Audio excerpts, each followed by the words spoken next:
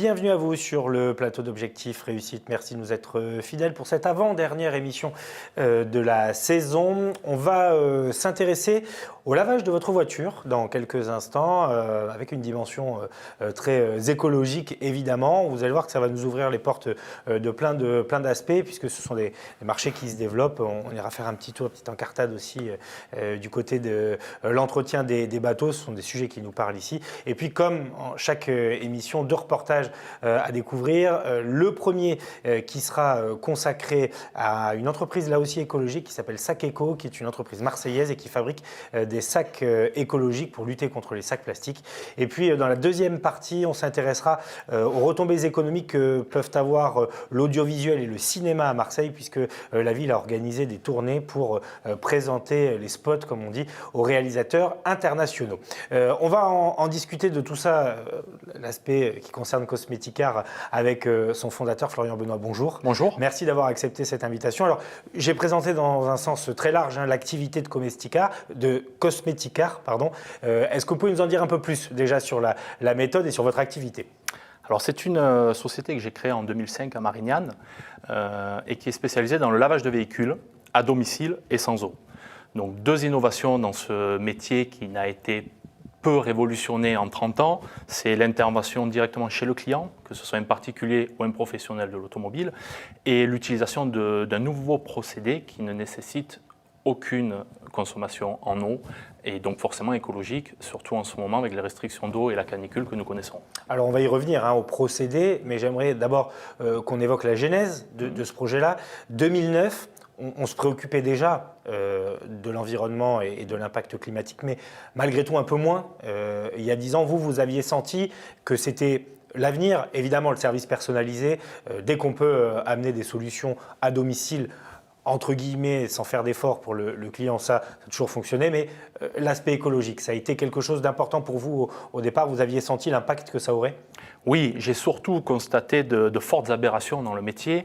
À l'époque, moins maintenant fort heureusement, mais la plupart des lavages de véhicules utilisaient de l'eau courante, donc de l'eau potable pour laver un véhicule, ce qui est complètement idiot, et une consommation qui est énorme, ça va jusqu'à 200 voire 300 litres d'eau pour un lavage au rouleau.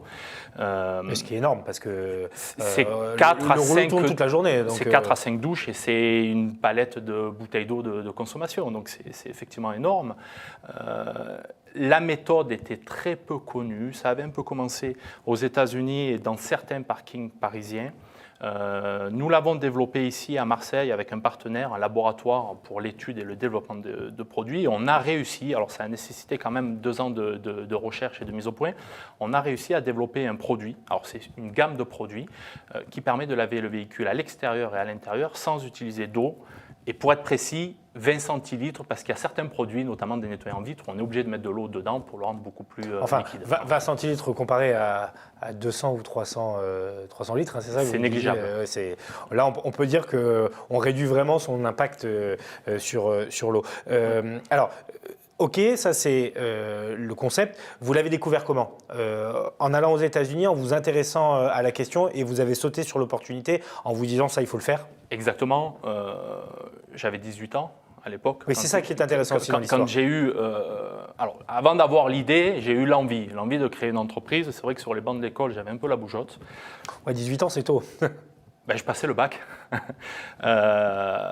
et j'avais vraiment envie, mais depuis toujours, ça remontait avant à créer une entreprise. Je voulais faire un métier simple.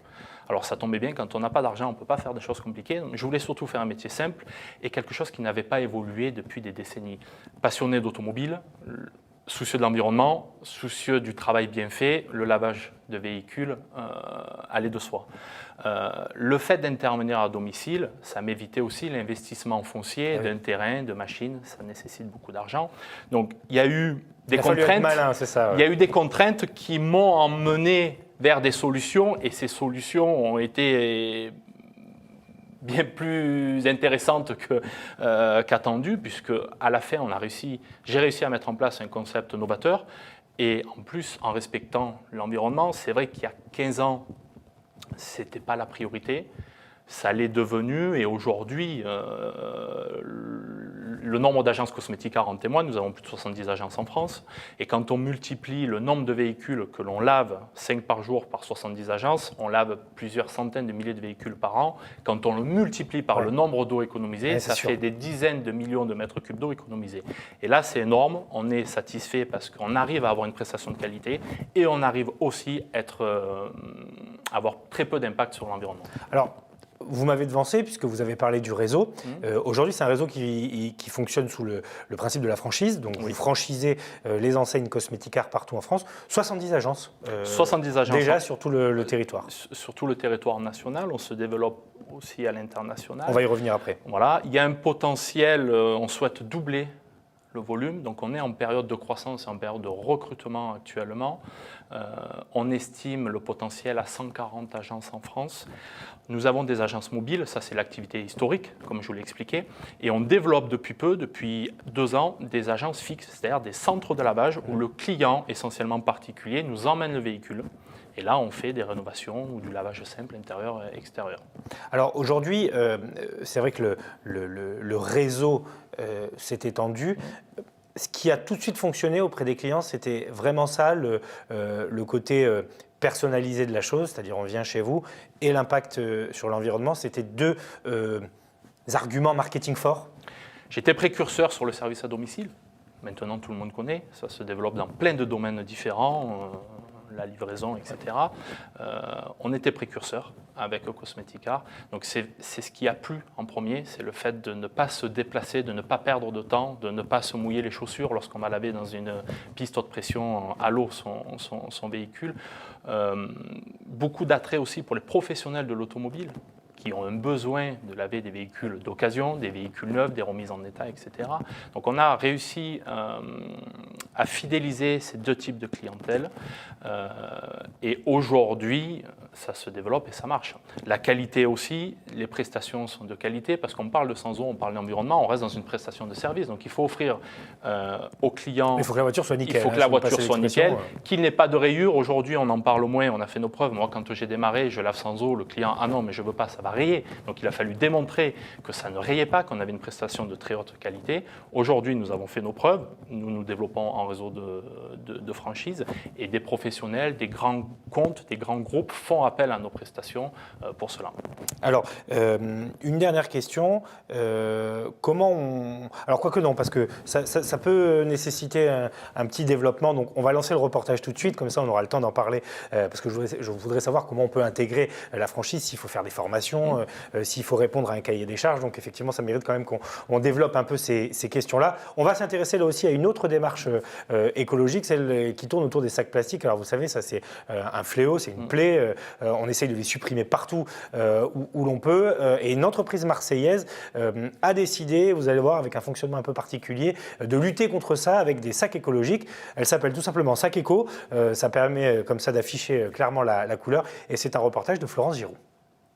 Cette machine peut produire entre 5 et 6 000 sacs par heure. Ce jour-là, Mehdi Guémard, le dirigeant de la start-up marseillaise Sac Eco, est venu contrôler la fabrication de ces sacs réutilisables.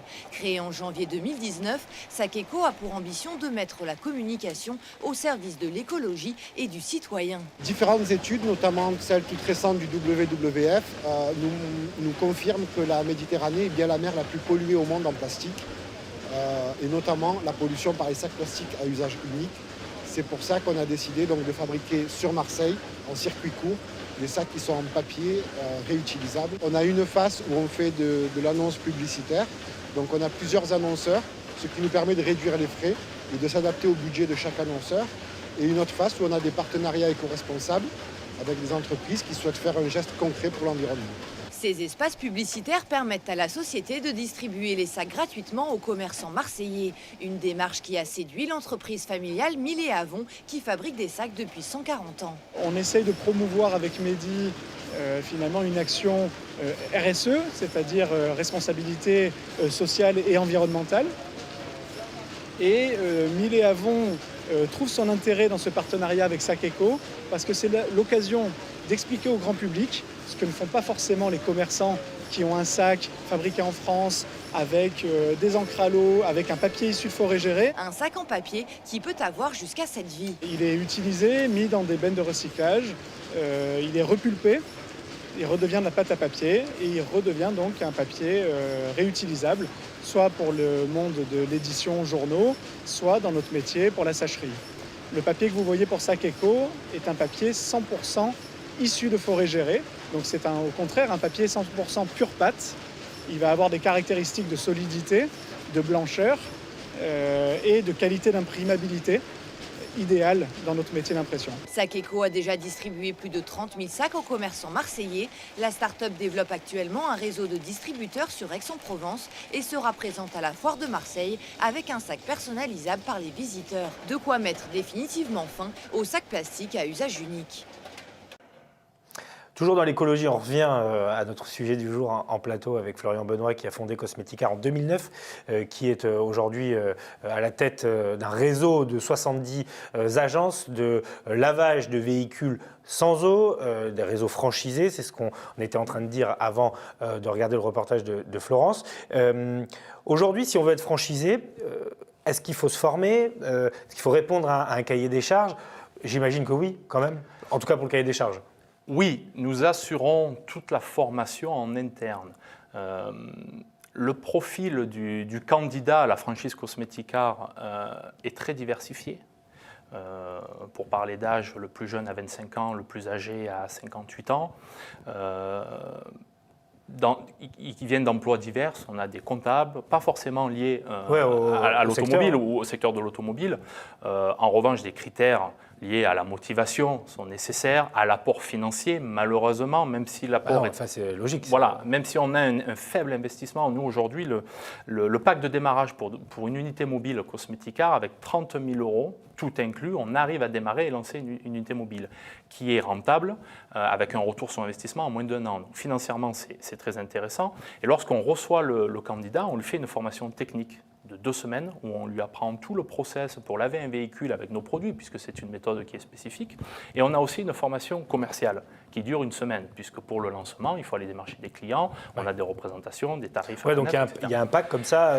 Il y a un pack. Une fois que le casting est complet, on va dire. Une fois que le casting est complet, le processus de démarrage prend entre 2 et 3 mois, puisqu'on s'occupe aussi même de la formation à la création d'entreprise. Donc on outrepasse un peu notre domaine, on encadre de A à Z le candidat à la franchise. Et ensuite, il y a un suivi qui est continu. Donc une fois que la franchise Cosmetica, que le franchisé est lancé, il a un suivi technique, commercial et marketing qui est constant tant qu'il est dans le réseau Cosmetica. Le matériel de base, c'est lourd. Quand vous parlez d'unité mobile, juste pour qu'on se figure un peu quoi ça ressemble. Une unité mobile, c'est très simple. Une camionnette qui est équipée. Nous sommes autonomes en électricité. Nous avons un petit groupe électrogène pour faire fonctionner le matériel électrique. Donc encore une fois, l'impact environnemental est très léger. Et tout ce qui est pulvérisateur, chiffon, produit, tout rentre dans une petite camionnette. Alors, vous avez parlé des produits rapidement tout à l'heure. Ça a pris 2 ans quand même pour développer vos produits. Au départ, vous utilisiez d'autres produits que vous achetiez. Comment vous est venue l'idée, parce que là, il faut maîtriser la chimie, en fait. Donc là, il faut se rapprocher de gens spécialistes. J'imagine que vous ne l'étiez pas forcément. Donc, c'est une forme de risque aussi, quand même, que vous avez pris 2 ans de recherche et développement pour finalement trouver la bonne formule. Mais voilà, c'était un pari.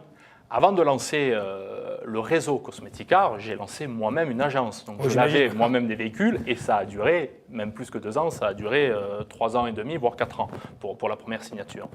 Et je me suis vite aperçu que de dépendre d'un fournisseur extérieur j'avais de l'ambition, je voulais développer un réseau, c'était très compliqué. Donc la priorité, une fois que le concept technique et marketing a été modélisé, c'était d'être autonome à 100% sur le concept, la fabrication et la distribution du produit. J'ai réussi à convaincre un partenaire local, puisqu'il est à côté de chez nous. Il m'a fait confiance. Je suis allé le voir, j'avais rien. Potentiellement, je lui ai acheté un bidon de 30 litres par mois, donc je ne représentais rien en chiffre d'affaires, mais je lui ai dit, fais-moi confiance, on va développer ensemble un réseau, et tu verras, il va y avoir des agences cosméticaires partout en France. Je lui avais dit 30 agences à l'époque. Il y en a 70. Voilà, il y en a 70, et on sait qu'on peut potentiellement doubler, et on fait tout pour. Il m'a fait confiance, peut-être un petit grain de folie comme moi.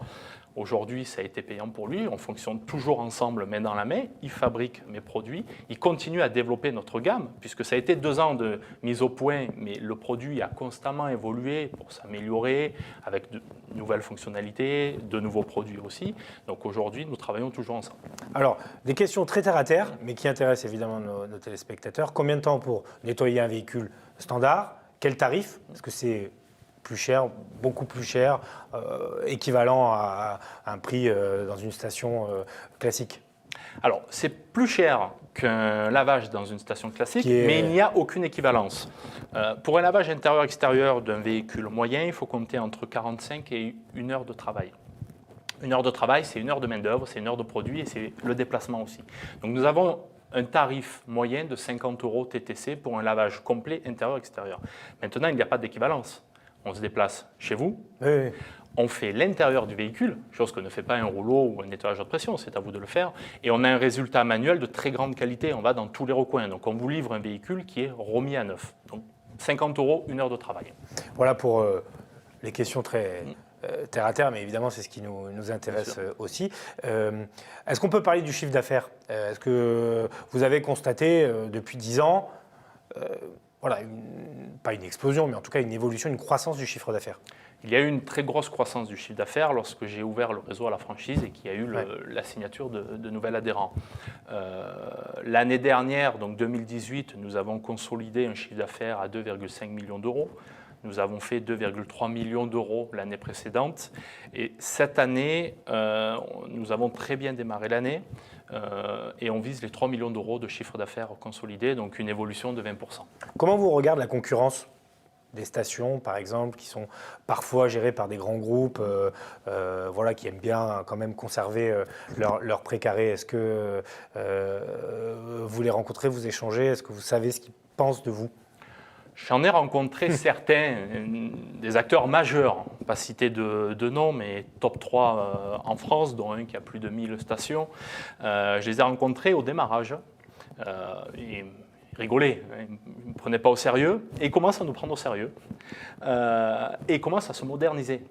Donc c'est bien parce qu'on reste très petit en termes de volume comparé à eux, mais on sent qu'ils nous regardent un peu mieux et ça se modernise, ça essaie de consommer un petit peu moins d'eau, ça essaie de se digitaliser. Nous, on s'est digitalisé depuis plusieurs années.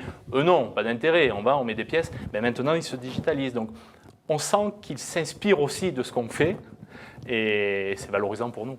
Alors on va parler des perspectives, on va parler de l'international, on va parler des bateaux, puisque vous réfléchissez évidemment à la diversification.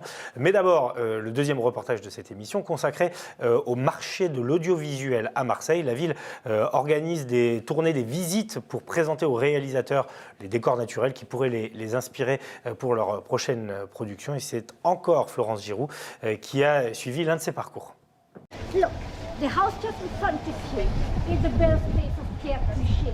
Visite incontournable pour ces jeunes réalisateurs, celle du quartier du Panier et avec lui son lot d'anecdotes. Ils viennent du Maroc, de Croatie, de Taïwan ou de France et sont à Marseille depuis une semaine dans le cadre du Festival international de cinéma. Tous ont participé à un programme de formation et ont pu échanger avec des professionnels de la filière autour de leurs films. À l'occasion d'un repère tour, les cinéastes ont aussi découvert ces décors naturels qui ont inspiré grand nombre de réalisateurs. Là, on a visité la stack. Donc on était complètement... Nous, ce qu'on a vu en participant au festival, c'était centre-ville de Marseille. Et on a été tous étonnés parce que c'était vraiment... On dirait qu'on était transportés d'un coup dans un village provincial. On ne savait pas où on était. Bien évidemment, ça a beaucoup inspiré les cinéastes. Tout en étant en Marseille, en fait, on voit des environnements, le visage de cette ville qui se diffère vraiment en se déplaçant. Une ville qui nourrira peut-être leur futur scénario. Ces dernières années, Marseille enregistre un succès croissant auprès des professionnels du cinéma. Rien qu'en 2018, la ville a comptabilisé 481 tournages et plus de 60 millions d'euros de retombées économiques. C'est vrai que c'est une ville très attractive dans ce domaine, puisqu'on a tous les atouts maintenant. On peut venir à Marseille tourner un film de A à Z. Nous avons les professionnels, une base de techniciens qualifiés, plus de 1500 techniciens recensés sur le territoire. Et puis nos infrastructures comme le pôle média de la Belle de Mai. Et puis surtout, comme je le disais, nos décors naturels, la diversité de ces décors. Et voilà, donc c'est vraiment une attractivité importante pour l'économie locale. Marseille est aujourd'hui incontournable pour les tournages. Depuis le début de l'année, la ville a déjà accueilli 7 longs métrages.